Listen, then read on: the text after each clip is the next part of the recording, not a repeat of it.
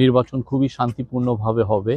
এটা আসলে কি, এটা এই রাজনৈতিক পার্টিগুলোর এটা আমাদের যেই যারা শহীদ হলেন, এই যে আমার পাশে দাঁড়িয়ে আছেন শহীদ শাকিলের বাবা, হ্যাঁ, শহীদ আহনাফ শাকিল, এই মানারাত ইন্টারন্যাশনাল ইউনিভার্সিটির থেকে ওনারা শহীদ হয়েছেন।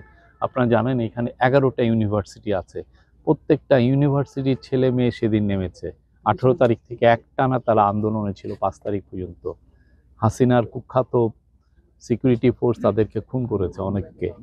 তো তাদের শহীদদের প্রতি আপনার ওয়াদা যে আমরা একটা সুন্দর ইলেকশন করতে হবে, দেশে একটা ডেমোক্রেসি খুব সুন্দরভাবে ফ্রি অ্যান্ড ফেয়ার ইলেকশন, এটা ওয়াদা আমাদের সরকারের তরফ থেকে, এটা হচ্ছে আমাদের পলিটিক্যাল পার্টিগুলোর থেকে। আমরা যাতে তাদেরকে উদ্দেশ্য করে যে আমরা যাতে একটা খুব পিসফুলি একটা ডেমোক্রেটিক ট্রানজিশনটা এটা কমপ্লিট হয়।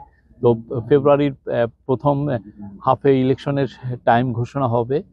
আমরা আশা করছি খুবই ভালো ইলেকশন হবে, এবং এই নিয়ে অনেকগুলো মিটিং, কালকেও চিফ অ্যাডভাইজার মিটিং করেছেন। ওইখানে বড় একটা বিষয় নিয়ে আলাপ হয়েছে যে যারা সিকিউরিটি দিবে ইলেকশন সেন্টারগুলো, ভোটিং সেন্টারগুলো, সেখানে বডি ক্যামেরা রাখার জন্য, যে প্রত্যেকটা যে পুলিশ অফিসার যারা থাকবেন তাদের অনেকের যাতে চেস্টের মধ্যে বডি ক্যামেরা, তাহলে পুরো জায়গাটায় কতটুকু সিকিউরিটির কি অ্যাসপেক্টগুলো, এগুলো খুব দ্রুত জানা যাবে।